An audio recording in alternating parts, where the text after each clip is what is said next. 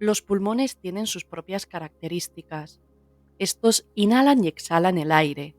Es la entrada del oxígeno que ha de alimentar a las células para que generen energía. Y luego los desechos de las células alimentadas, el dióxido de carbono, es transportado de la sangre a los pulmones para ser extraído hacia afuera mediante la exhalación.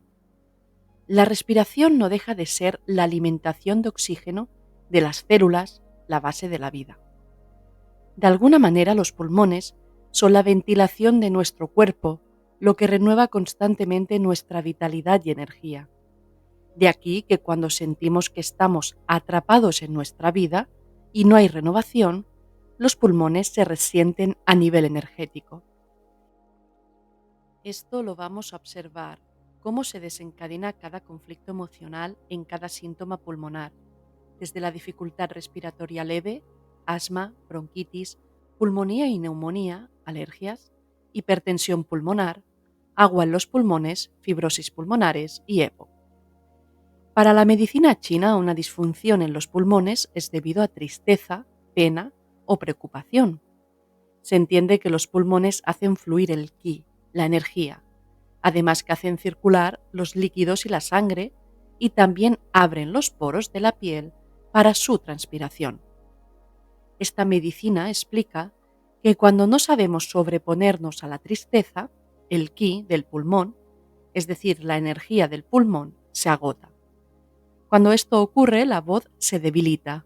Hay más propensión a resfriarse, ahogo, debilidad en general, porque el sistema defensivo se debilita. Así que el tema de sanar pulmones, hay toda una gestión adecuada de la tristeza y un procesamiento correcto de ella, así como las decisiones inconscientes que tomamos a partir de esta tristeza, que esto incluye deseos de morir, continuar respirando o viviendo en un ambiente tóxico, y soy consciente de ello, pero la otra persona es mi vida y he creado una dependencia emocional muy grande. O me anulo a mí mismo o misma en este ambiente porque me da miedo otro lugar, aunque me sienta aislada y retenida aquí. Decido mi propia limitación de espacio, aunque me perjudique. Hay un ejemplo de proyección en cuanto a tristeza y dependencia emocional en los pulmones, y es depender de aparatos para respirar. Esto es una proyección exacta de depender de otro para respirar. Necesito a esa persona que ha marchado de mi vida y sin ella no me siento válido para vivir. Esta frase refleja una necesidad emocional insatisfecha, y toda necesidad negada y mal llevada mueve la energía del deseo frustrado, convirtiéndose en proyecciones distorsionadas de ese deseo. Sanar esto es tomar conciencia de quién soy y quién no soy. Pero como dice un curso de milagros, como nos creemos nuestro sueño, nuestra proyección, la historia irreal de nuestro ego, pues entonces enfermamos. El día que dejemos de creernos nuestras necesidades, creencias, nuestras culpas proyectadas en los otros y en nosotros mismos, la enfermedad ya no tendrá su propósito. Porque el único propósito de la enfermedad es reafirmar mi creencia en la culpa y en que la separación con Dios, mi ser, es real. En cuanto a esto, no es real, y sufrimos y enfermamos por creer en algo que no es real, y lo proyectamos en esta realidad constantemente, una realidad que no es real en sí misma, pues es un sueño imaginado en la mente que somos. Pero como no estamos acostumbrados ni somos hábiles a entender esto, debido a nuestro propio proceso, entonces necesitamos un lenguaje más específico. Así que continuemos observando qué se está proyectando en los pulmones. Los pulmones contienen emociones como la tristeza y sentimientos de no poder. Por ejemplo, no puedo vivir con este peso, o no puedo vivir en esta situación o sin esta persona. Fijaros que los duelos por fallecimiento de personas muy cercanas y vitales en nuestro camino de vida nos hunde en el pecho para adentro y nos quita el aliento, como si esa persona fuera nuestro aire de vida. Nuestra necesidad y dependencia vital hacia esa persona juega un papel crucial en muchos casos de dificultad respiratoria. ¿Cuántas veces se dice a un ser querido, sea un hijo o una pareja, eres mi vida? Y cuando falta la vida, ¿qué ocurre? Que dejamos de inhalar hasta morir. Observemos todo más detenidamente. Patrones inconscientes que bloquean los pulmones. Anulación, no molestar, dependencia, invasión, incapacidad de rechazar el residuo tóxico de mi vida y miedo a verme en un ambiente amenazante, ansiedad. Veamos ahora los juicios y creencias erróneas establecidas en el inconsciente. No debo molestar. Soy una molestia para el otro. No tengo permiso ni derecho a vivir. Los demás me tienen que dar permiso para todo. Veamos ahora las decisiones inconscientes. Mejor ni hago ruido ni respiro para no molestar. Me siento rechazado en mi propio espacio. Me siento anulado constantemente. La personalidad del otro me impacta y me anulo a mí mismo, cediendo mi libertad y decisiones. Aquí me tienen que dar permiso en mi propio espacio. Otra decisión inconsciente es: renuncio a los ambientes que me gustan porque a mi pareja no le gustan. Dejo de respirar los espacios que necesito porque a mi pareja no le gusta. Anulo mi recepción del aire que quiero. Y otra decisión es: me adapto a estar metido en casa, pero mi respiración es contenida, no es expandida. Y otra decisión inconsciente es: deseo morir porque no tengo derecho a ser feliz. Veamos ahora la dificultad respiratoria en general. He identificado 8 posibilidades que se dan cuando se vive con un sentimiento subyacente a largo plazo. 1. El ambiente que respiro es tóxico. Puede ser mi hogar y es mejor respirar poco. 2. El deseo de no vivir e irse apagando lentamente nuestra capacidad de inhalar la vida. 3. Ir muriéndose poco a poco de la pena, la tristeza, una enorme decepción y desilusión con todo. Esto afecta al pulmón. 4. La falta de una persona que era nuestro aliento de vida y sin esa persona nos falta la vida y el aire. Es una tristeza por una gran falta de alguien vital en mi vida. Suele pasar por la muerte no digerida de un ser querido. 5. El agobio porque me falta el aire, porque necesito salir de este encerramiento. Es una presión intensa en el pecho que dificulta la respiración. Aquí se puede dar temas de invasión de mi espacio. 6. Me falta el aire porque no puedo más. Esto es una carrera sin fondo y estoy esforzándome por llegar a la meta, pero parece que no llegue nunca y me falta el aire. 7. Tengo miedo a perder mi empleo, que es el oxígeno de mi vida. No soporto estar en casa. Este conflicto suele manifestarse después de la jubilación no aceptada. 8.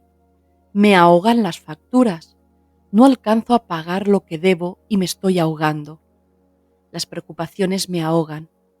Fijaros que en este caso se suele decir la frase referente a pasar periodos de escasez, sobre todo aquí en España. Se dice: vamos a estrechar el cinturón. Si analizamos esto, para ajustar el cinturón, hemos de coger aire y meter barriga hacia adentro. Y sin exhalar el aire, aprietas el cinturón. Luego tu respiración queda más limitada. Me tengo que adaptar a la escasez y limitar mi expansión, y lo llevo mal. Para armonizar estos aspectos y sanarlos implica una toma de conciencia y un cambio de perspectiva, creencias interiorizadas respecto a estos temas. Veamos ahora el asma. El asma es una inflamación de las vías respiratorias que suele ser causado por varios factores, como el tabaquismo durante el embarazo de la criatura o por agentes hereditarios. Normalmente suele ser conflicto transgeneracional. Vemos a niños desarrollar de bien pequeños asma. Se produce falta de aire y de capacidad de tomar ese aire en un determinado momento. A nivel emocional se refleja lo mismo que en lo físico. El conflicto emocional es que me falta espacio para respirar, porque el ambiente es agobiante e irritante. El motivo se puede dar porque el lugar donde vivimos o vivieron nuestros ancestros fue agobiante, con falta de espacio, a lo mejor vivían muchas personas juntas o simplemente que no encontraban su espacio propio. Este conflicto puede que no sea tuyo, pero lo ha vivido ese ancestro. Esto puede ser heredado directamente. Es un trauma no procesado de falta de espacio y ahogo emocional. También puede haberlo vivido directamente la madre en su infancia y transmitir este tipo de memoria emocional al hijo. O también se da por periodos de mucho agobio de la madre durante el embarazo. Y otras veces puede ser la reacción física del hijo ante sus padres que no le dejan ser tal como es y está bajo una presión constante donde no encuentra su propio espacio para desarrollarse y respirar a su ritmo. En todos estos casos de asmas hay que liberar la carga emocional de agobio reconociéndola tanto si es nuestra como heredada y reconocer la ira reprimida por ese agobio y no justificarla. Seguramente que esa ira, debido a agobio o falta de espacio, se proyecta en nuestro escenario de vida de otras maneras.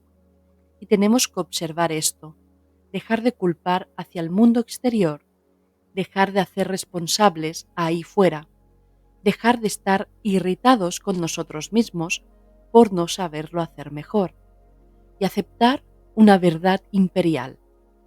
Tenemos la libertad de elegir soltar ese agobio y buscar otras alternativas saludables. Pero sobre todo admitir que no somos víctimas, que hemos de cambiar nosotros, nuestra percepción, y empezar a quitar importancia y eliminar los juicios referente a las situaciones de agobio y asfixia. Recuerdo una familia que todas sus hijas tenían asma bronquial. Era algo transgeneracional. Su abuela fue anulada en su propia casa por sus hermanos e hijos y le quitaron la casa. Se quedó sin hogar porque sus propios familiares le invadieron. Fue un trauma muy duro. Ella era muy religiosa y no se permitía sentir la ira. Una de sus hijas la acogió en su casa y aceptó esa invasión y anulación de su casa. Pero este trauma no sanado lo heredaron las nietas. Todas tenían irritación pulmonar y alergias de asma bronquial.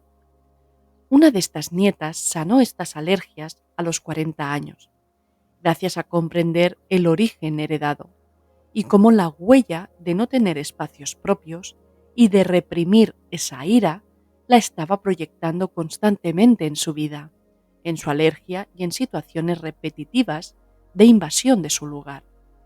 Lo proyectaba en sus parejas, en compañeros de trabajo y en casi todas las áreas de su vida. Al final aprendió a amarse a sí misma y marcar su terreno. Dejó de autoanularse a sí misma y sintió paz con este tema. Desprendió de su interior todos los juicios condenatorios de injusticia sobre esas invasiones y en vez de juzgar a las amenazas, empezó a creer que tenía que cambiar ella. Entonces su mente dejó de proyectar más esa historia y sanó. Veamos ahora la bronquitis. La bronquitis es muy parecida al asma, pero los síntomas son más elevados. Al ser inflamación, indica también ira reprimida. En este caso estamos hablando también de una ira específica, relacionada con el tema del espacio. Suele darse por la necesidad de sentir mi lugar y espacio dentro de la familia y que me tengan en cuenta. Hay una irritación que no estoy expresando. Sin embargo, mi tos refleja todo aquello que necesito decir y expresar. Puede ser miedo a que no me tengan en cuenta y me irrita percibir inconscientemente que sea así. También representa estar en un lugar que no quiero estar. No quiero respirar este lugar, lo detesto. Puede ser por años de aguantar en un trabajo que no deseo y es agobiante. Esto te irrita de mala manera. Como hemos dicho anteriormente, puede ser heredado reflejando un trauma familiar. Para hallar la comprensión de esto, podríamos buscar en el árbol genealógico quién sintió mucha rabia o detesto, un espacio que no quería estar, laboral o familiar. Quién se irritó intensamente pero cayó. Veamos ahora la neumonía. En la neumonía observamos más de lo mismo, pero en un aspecto más amenazante. Por ejemplo, sentir que alguien va a venir sin pedir permiso y va a entrar en mi zona sin permiso, invadiendo mi privacidad. O sentirme sin derecho a mi espacio y no sé cómo gestionarlo, ni expresarlo. Me obligan a hacer cosas que no quiero, estar en ambientes que no deseo y los veo como amenazantes y tóxicos. Pero no tengo más opción y he de respirar ese ambiente, me guste o no, pero me irrita mucho. Esto se puede interpretar de muchas maneras, dependiendo el caso. Recuerdo una niña de 4 años que tenía neumonía y siendo tan pequeña era difícil observar qué emociones estaba teniendo. Pero al hablar con la madre, se descubrió la vivencia traumática de la madre que estaba absorbiendo la hija. La madre tenía que dejar a su hija en casa de su suegra, que no la soportaba. Tenía un rechazo y odio muy grande hacia su suegra y no soportaba dejar a la niña a su cuidado mientras ella trabajaba. Ese espacio donde dejaba a la niña para ella era tóxico y así se manifestó en la neumonía de su hija. Expongo este caso porque no todas las interpretaciones de neumonía significan lo mismo. Hay que indagar en qué conflicto específico he dado un gran poder de rechazo. Es un rechazo hacia un espacio amenazante del cual siento que no tengo más opción que ceder. Las personas que sufren cualquier tipo de pulmonía tienen una lección de amor hacia sí mismas, un aprendizaje de cambiar su libertad de tomar el espacio que merece, en reducir la ira, por miedo a sentir esa tristeza tan honda de no merecimiento. Porque es cierto que las personas con tendencia a las pulmonías no se permiten sentir la tristeza, rechazan su propia tristeza y optan por la ira como mecanismo de defensa. De aquí esa tos irritante, esa necesidad de expulsar fuera de mí lo que no tolero.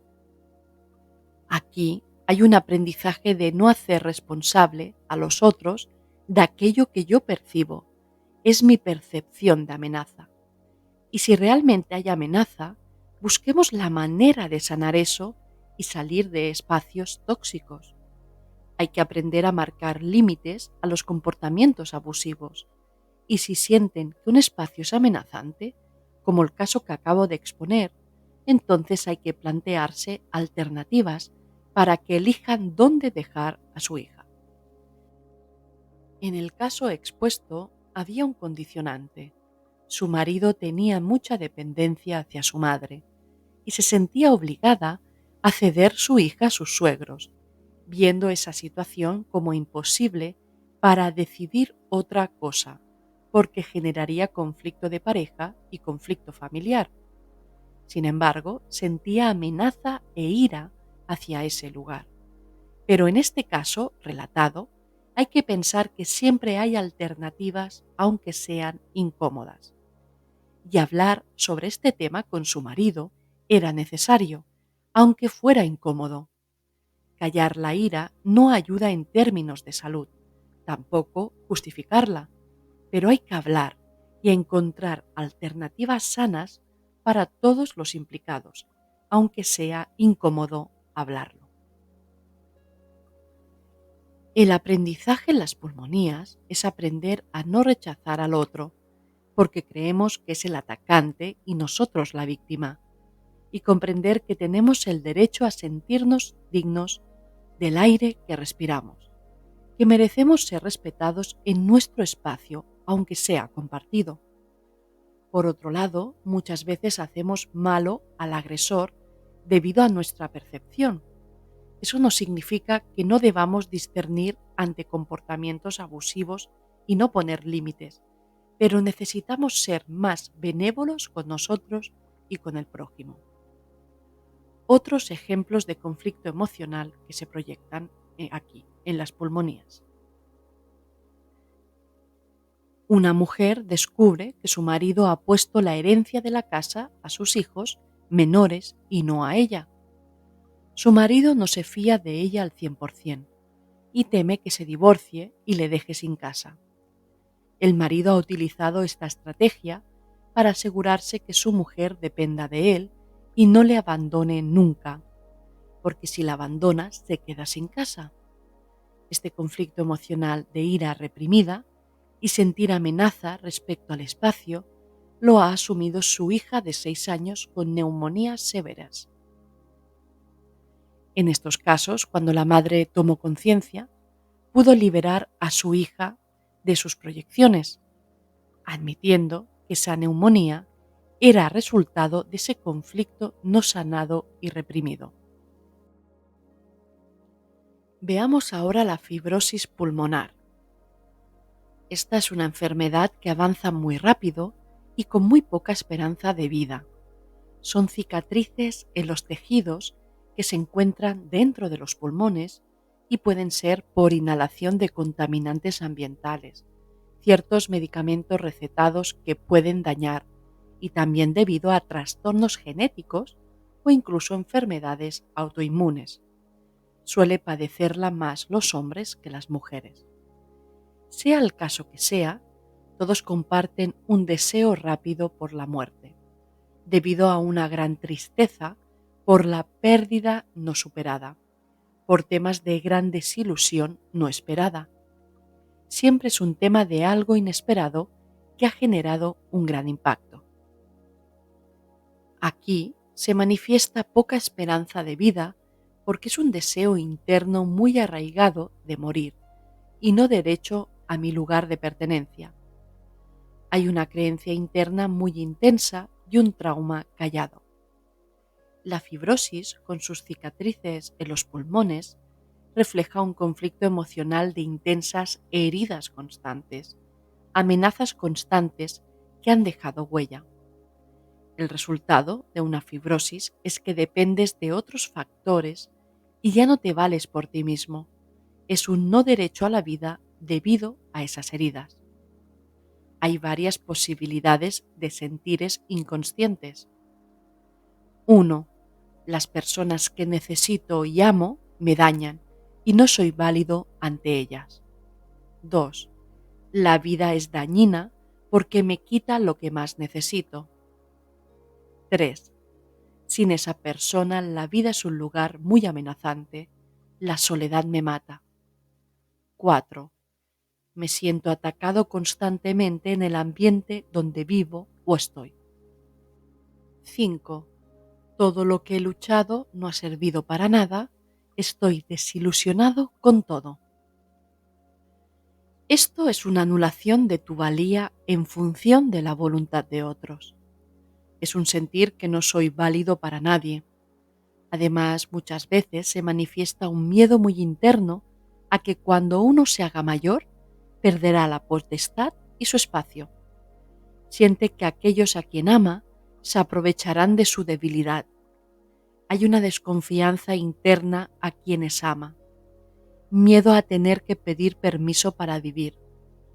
Así como en las pulmonías hay ira, en la fibrosis pulmonar hay sentimiento de victimismo, tristeza, desilusión y anulación. Hay algunos casos que se han podido ver que son herencias transgeneracionales, en descendientes, en la cual la vivencia de los abuelos vivieron situaciones muy graves, como violaciones en el propio hogar, inesperadas, por guerra, algunos por saqueo de todos los recursos que tenían para vivir. Esta invasión y pérdida es un derrumbamiento muy intenso. Aunque cada caso es único, tienen en común el derrumbamiento de un trauma de invasión sin procesar, el derrumbamiento por sentirse anulado y no válido ante los demás. ¿Y cómo sanar esto? A día de hoy tiene muy poca esperanza de vida, pero el trabajo es recobrar la dignidad ante mi lugar de pertenencia y mi derecho a ser, de perdonar las heridas y juicios hacia aquellos que creo que me han anulado y dañado, en dejar de depender del permiso de otros para respirar. Al ser una creencia interna de autoevaluación, el trabajo se establece a nivel mental, transformando esta creencia errónea que se asumió como una verdad, que activó la reacción emocional de sentirse poca cosa, pero haberlo sentido no significa que sea real. El trabajo interior es cambiar esta perspectiva. Hay una guía espiritual que dice: enfermamos porque nos creemos nuestra historia personal, una historia basada en percepciones erróneas. No soltamos las experiencias vividas en el presente, les hemos dado un significado y nos hemos identificado con ese significado y nos hemos condenado a nosotros mismos dándole ese significado. No es fácil esto, pero el único camino de la curación es el perdón y dejar ir nuestras interpretaciones sobre esto. Pero para hacer esto, primero hemos de saber qué interpretaciones estamos haciendo constantemente, y esto es un trabajo de consciencia. Hacer consciente el inconsciente, para dejar de hacer responsable a los demás de forma inconsciente con nuestra actitud de poca valía. Una actitud que nace de esas interpretaciones mal enfocadas. Quienes hace tiempo que me escucháis, siempre hablo del curso de milagros porque enseña la curación real, la que admite el perdón real, el que ve inocencia libre de culpa y admite que el problema no es real, solo la mente lo ha hecho real y ha creído en él. Entonces sanar es sanar la percepción y creencia en ese problema. Cuando hay creencias en no tengo derecho a la vida, es porque hay un culpable. Alguien es el malo de la película de esta creencia. Siempre hay un ataque. La enfermedad siempre es un ataque hacia mí o hacia otro. Estamos enfermos porque creemos en la culpa en algún nivel. Algunas veces la enfermedad es la voz que dice: sois culpables de mi sufrimiento, de mi tristeza, no puedo sostener más esto. Pero en realidad, esto que has sostenido ha sido una creencia errónea, con sus emociones correspondientes en defensa de esa creencia errónea. Entonces, el curso de milagros abre los ojos en la curación. Enseña que la enfermedad es una distorsión de quien yo soy, que la proyecto en el cuerpo. Y a cada parte le hemos dado un significado, pero realmente no lo tiene porque eres libre de todos esos significados. Veamos ahora la enfermedad EPOC. Esta es una enfermedad pulmonar obstructiva crónica, de aquí sus siglas EPOC. El conflicto emocional es un abatimiento hacia la vida en general. Es un conflicto emocional de rendirse de forma negativa porque no sirve nada de lo que hago o exprese. Es decir, Tengo mala suerte y nada va a cambiar mi suerte o destino.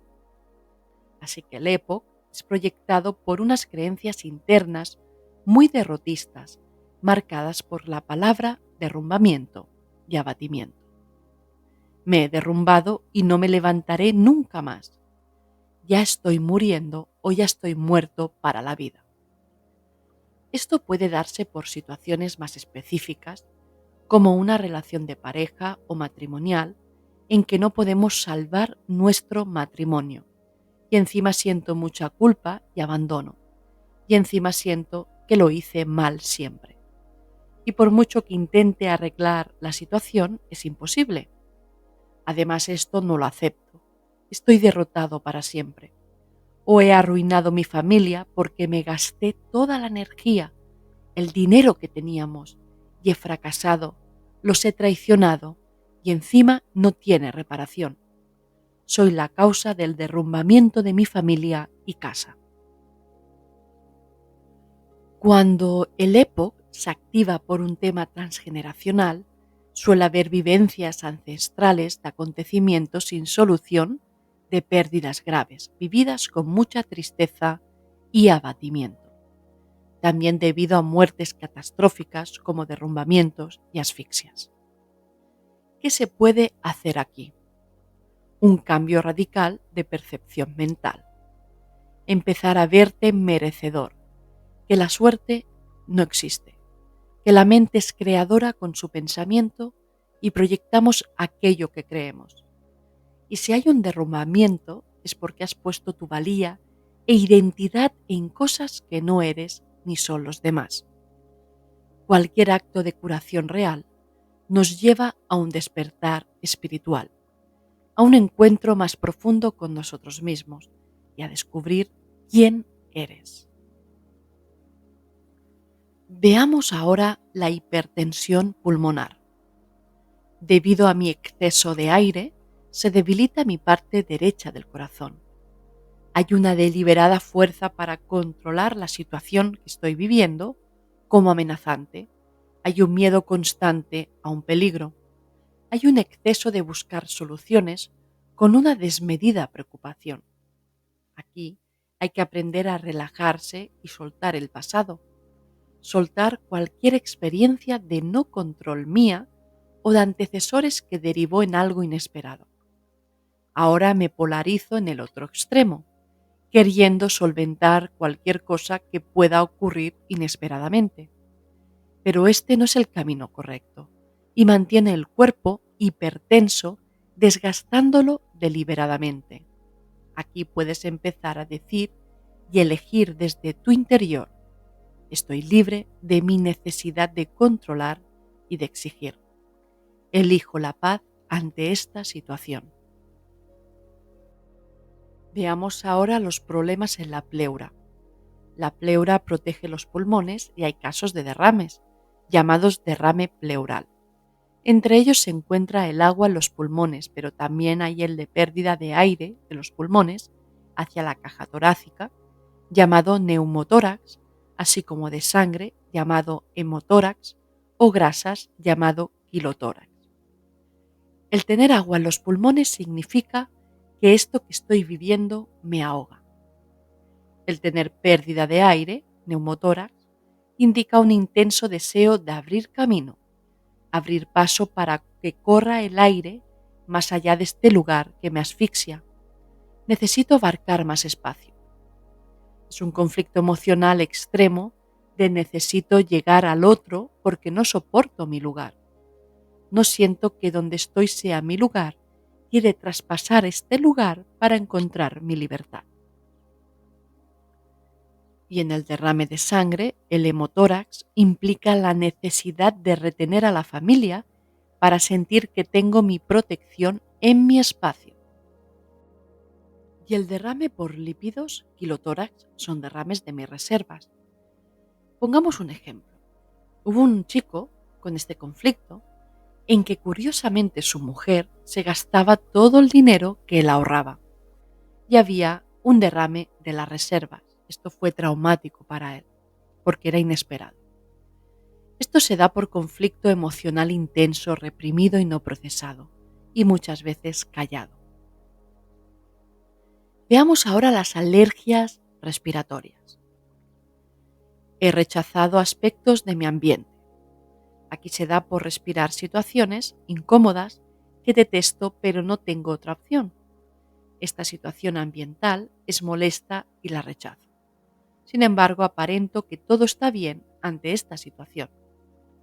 Dependiendo del tipo de alergia, podemos identificar qué tipo de ambiente rechazo. Veamos primero los tipos de alérgenos: ácaros, polvo doméstico, polen, humedad o moho y pelos de gatos y perros. Alergia a los ácaros. Significa que no soporto lo viejo, nunca podré prosperar o nunca prosperaron. Rechazo hacia lo viejo y hay un trauma familiar de no poder optar a cosas nuevas. Alergia al polvo doméstico. No soporto lo sucio y descuidado. Hay un trauma familiar por rechazo o exclusión social referente a suciedad. Aquí se repara con una necesidad de ambiente muy limpio. También se reflejan juicios a acciones sucias o juzgadas como pecaminosas. Alergia al polen. Significa que no soporto los ambientes cargados. Y hay trauma familiar de separación padres e hijos, pobreza por tener hijos, rechazo o cansancio por la sexualidad del hombre. Alergia por humedad o moho. Hay un trauma familiar por encerramiento, falta de ventilación. Y la alergia por pelos de gato y perros indica trauma de relaciones familiares tóxicas, no poder confiar en la amistad y presencia del otro. Hay un tema de desconfianzas. Cualquier tema que hemos observado, hemos de implementar lo contrario, sentirnos preparados para abrazar la vida, deshacer el deseo de no querer vivir si no tenemos ciertas personas, dejar de necesitar que las cosas sean como nosotros creemos que deben ser, sin derrumbarnos, sino porque creemos en nosotros mismos, más allá de todo esto. Que las personas que amamos no podemos retenerlas, que la libertad es algo que debe tomarse desde dentro, es una decisión interna más que externa. Puedes visualizar también tus pulmones ahora libres de toda presión y enfermedad o dificultad. Siente que están llenos de vida y que tú te das el permiso de ampliar tu capacidad de recibir el derecho a ser, pertenecer sin necesidad de valoraciones o aprobaciones, que tu lugar de pertenencia ya lo tienes por estar vivo. Cuando nuestra mente está perdida, sola en este mundo amenazante, es fácil sentir el sentimiento de pérdida, porque hay mucha falta de amor. Pero si somos capaces de dirigir la mirada más allá de esto, encontraremos nuestro sitio, un lugar dentro de nuestra conciencia en el que no existe la pérdida, ni la separación, ni la alimentación a mi proyección errada. Así que podemos soltar la tristeza no desde la actitud de rechazarla, sino desde poder sentirla sin miedo, pero sin identificarnos con ella, porque al final no somos lo que experimentamos, solo es una experiencia y nosotros mucho más. Muchas gracias por compartir este espacio conmigo. Bendiciones y hasta la próxima.